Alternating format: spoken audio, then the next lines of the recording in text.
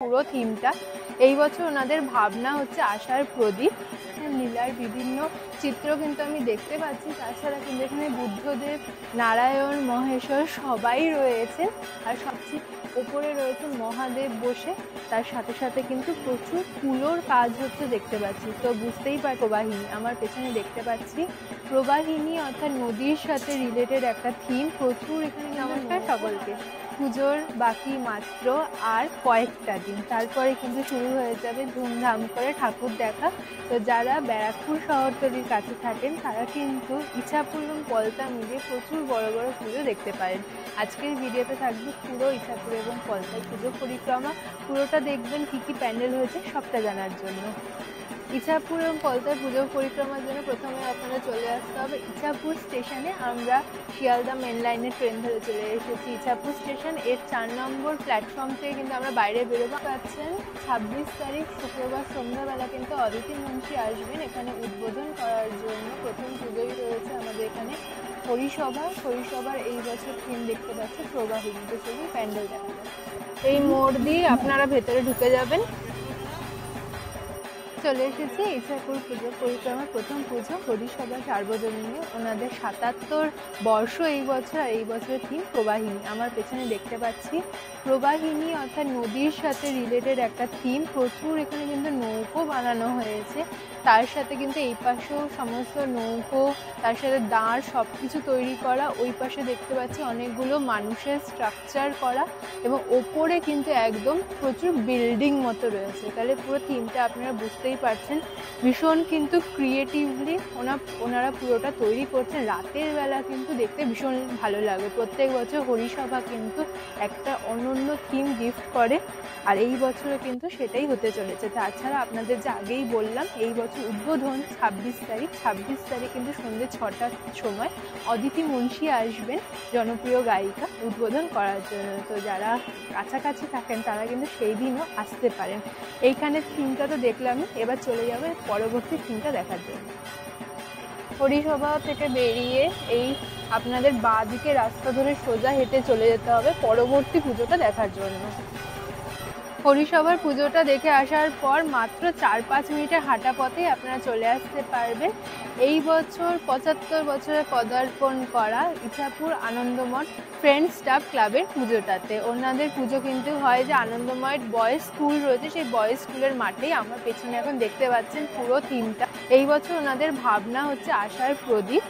আপনারা জানেনই শিল্পী গৌরাঙ্গ কুইল্লার নাম হয়তো সবাই জানেন, একজন প্রচণ্ড বিখ্যাত শিল্পী। ওনার হাত ধরেই কিন্তু এই বছর পুরো থিমটা ওনারা সাজিয়েছেন। এখন থেকেই দেখতে পাচ্ছি ভীষণ কালারফুল কিন্তু একটা থিম হতে চলেছে। নামটাই শুনেই বোঝা যাচ্ছে আশার প্রদীপ। তো রাতের বেলা কিন্তু দেখতে আরও ভালো লাগবে। প্রত্যেক বছর কিন্তু ওনারা লাইটের খুব ভালো কাজ করেন। আশা করছি এই বছরও লাইটের সেরকমই কাজ থাকবে। জোর কদমে কিন্তু কাজ চলছে, এখন থেকেই দেখতে পাচ্ছি।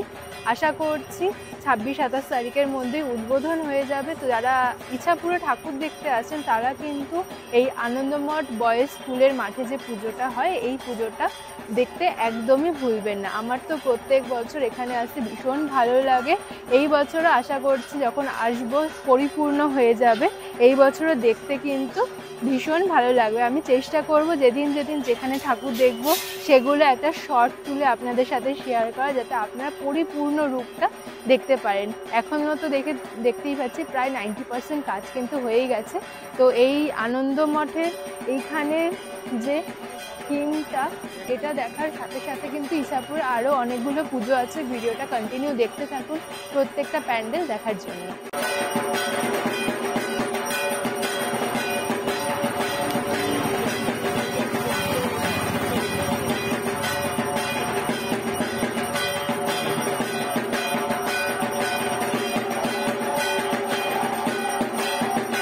এখন দাঁড়িয়ে আছি ইছাপুর আনন্দমঠ বয়েজ ক্লাবের পুজোতে। 51তম বর্ষ ওনাদের। আর এই বছরের থিম হলো সম্পর্ক। আপনারা যে এর আগে ফ্রেন্ডস স্টাফে পুজোটা দেখলেন তার থেকে মাত্র কিন্তু 2-3 মিনিটের হাঁটা পথ। এই বছরের থিম অনুযায়ী দেখতে পাচ্ছি, এখন তো সামনে এখানে পুরো কাপড় লাগানো রয়েছে, কিন্তু ভেতর দিয়ে যতটা দেখতে পারলাম খুব সুন্দর কিন্তু রেড কালারের একটা থিম মতো করেছে। সম্পর্ক যেহেতু নাম দেওয়া হয়েছে, সেই মানানসই করেই কিন্তু ওনারা পুরো থিমটা সাজিয়ে তুলেছেন। প্রত্যেক বছর ছোটোর ওপরে কিন্তু ভীষণ সুন্দর এখানে পুজো হয়, রাতের বেলা বিশেষ করে কিন্তু দেখতে দারুণ লাগে।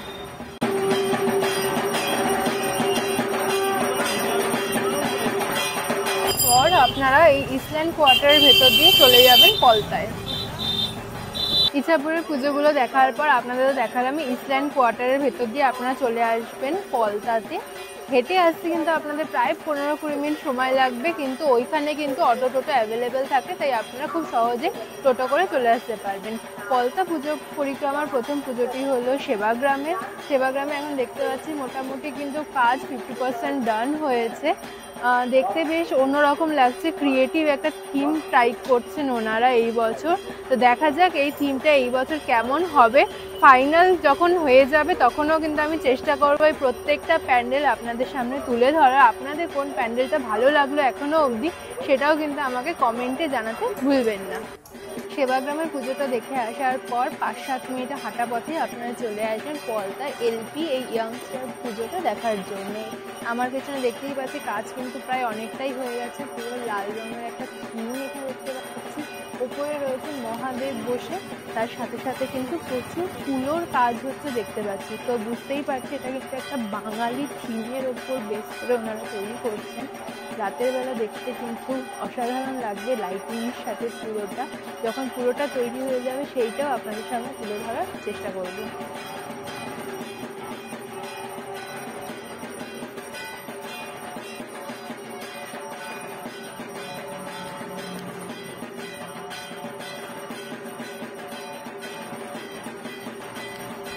চলে এসেছি আজকের ইছাপুর পলতা পুজো পরিক্রমার শেষ পুজোতে। দাঁড়িয়ে রয়েছি এখন পলতার সব থেকে বড় পুজো নেতাজি সংঘের পুজোতে। 34তম বর্ষ ওনাদের এই বছর।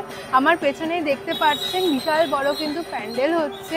এই বছর ওনাদের থিম থাইল্যান্ডের একটা বৌদ্ধ মন্দির, পুরো কিন্তু বিশাল বড় ওনারা প্যান্ডেল করছেন, তার সাথে কিন্তু লাইটিং থাকবে, সব মিলিয়ে কিন্তু দেখতে ভীষণ সুন্দর লাগবে। প্রত্যেক বছরই ওনাদের বিশাল বড় থিম হয় কিন্তু, এবং এই বছরও কিন্তু কোনো খামতি থাকছে না।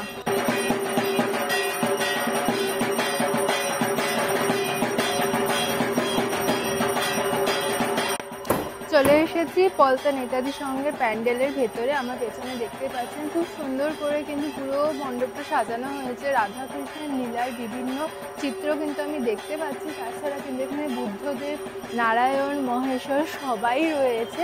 আর সবচেয়ে বেস্ট যেটা হয়, নেতাজি সংঘ কিন্তু প্রত্যেক বছর একটা বিশাল বড় ঝাড়বাতি লাগায়। এই বছর দেখতে পাচ্ছি পুরো কিন্তু উপরে ছাদে জায়গাটা করা রয়েছে পুরো একটা বড় ঝাড়বাতি লাগানোর জন্য, প্রত্যেক বছর আকর্ষণের মতো। এবং আশা করছি মা দুর্গার প্রতিমাও কিন্তু এই থিমের সাথে মানানসই করে ওনারা বানাবেন। তো এত সুন্দর প্যান্ডেলটা কিন্তু একদম পলতা স্টেশনের গায়ে। এই নেতাজি সংঘ থেকে বেরিয়ে মাত্র 2 মিনিটের হাঁটা পথে রয়েছে পলতা স্টেশন। আপনারা কিন্তু সেখান থেকেই বাড়ি ফিরে যেতে পারেন, বা পলতা স্টেশন থেকে কিন্তু আপনারা অটো ভাড়া করে পলতা শান্তিনগরও প্রায় 2 থেকে 3খানা ভালো ভালো পুজো হয়, সেই শান্তিনগরের পুজোগুলো দেখতে কিন্তু আপনারা যেতে পারেন।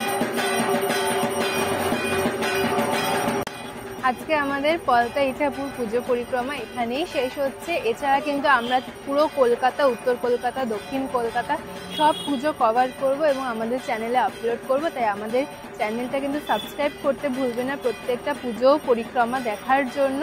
আজকের ভিডিওটা এখানেই শেষ করছি। আপনাদের আশা করছি ভালো লাগলো ভিডিওটা দেখে। ভালো লাগলে লাইক, শেয়ার, কমেন্ট করতে ভুলবেন না। দেখা হবে পরবর্তী ভিডিওতে। ভালো থাকবেন, ধন্যবাদ।